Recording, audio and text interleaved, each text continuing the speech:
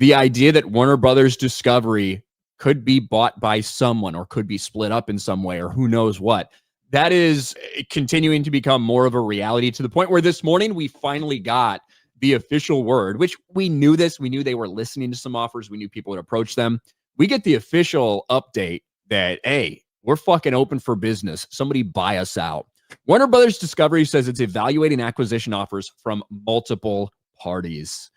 Warner Brothers is reviewing strategic alternatives in light of unsolicited interest it has received from multiple parties for both the entire company and the standalone Warner Brothers streaming and studios entity, the media conglomerate said Tuesday.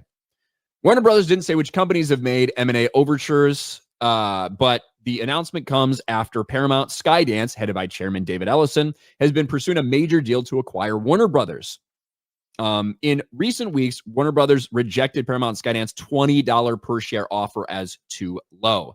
Now, one of the reasons you have seen Warner Brothers Discovery stock shoot up over the past little while, and it's because everyone's expecting a sale.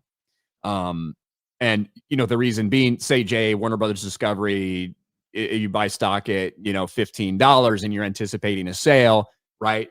Paramount Skydance would have bought them out for like $20 a share. Like these are the things that you're looking at. Correct.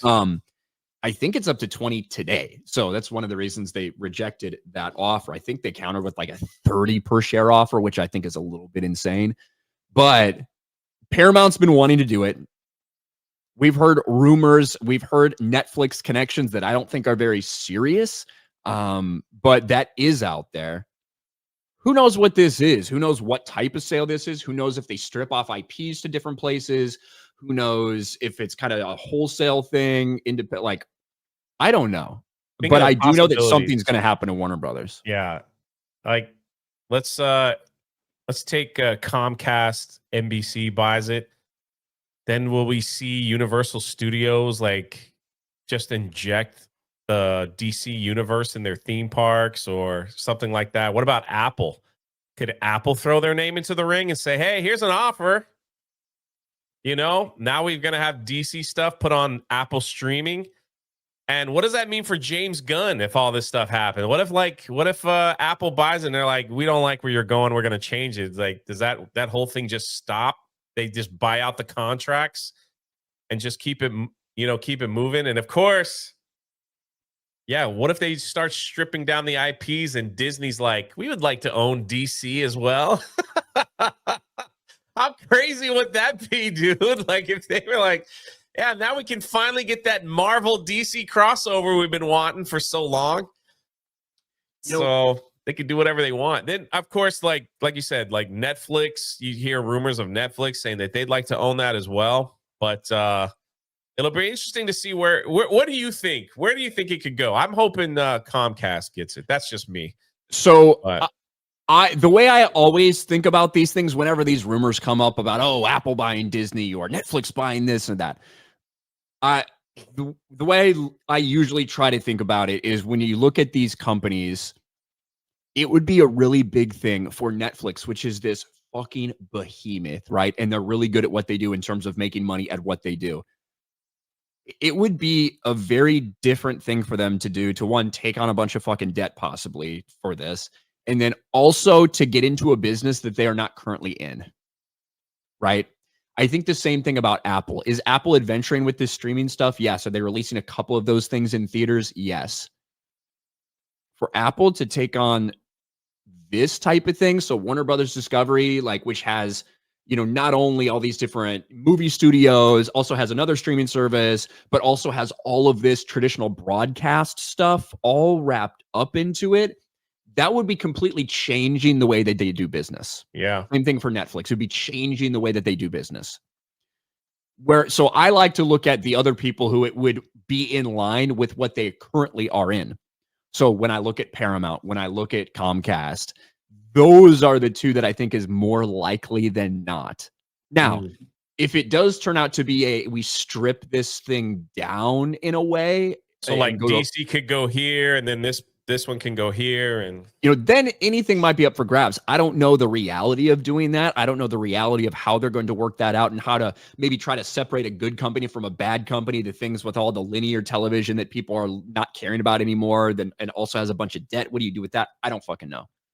I'm not close to an expert, but Disney, I don't think Disney's in a position to buy them in large part because I don't think that deal would go through. I think they were lucky that the Fox deal went through in terms of how much market share it gave them.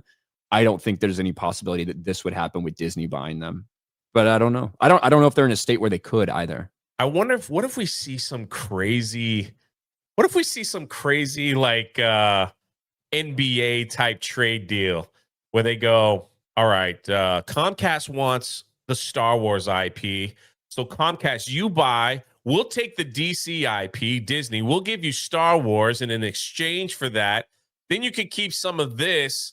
And then, Netflix, you can get all the streaming stuff, and you can keep all those shows. We'll move that over there. What if something like that happens? Could we see, or that's just not how this stuff works? Did you see something like that? That would be wild, right? I don't think we're going to see that. I want to see that, man. Give me some hope. I know you do.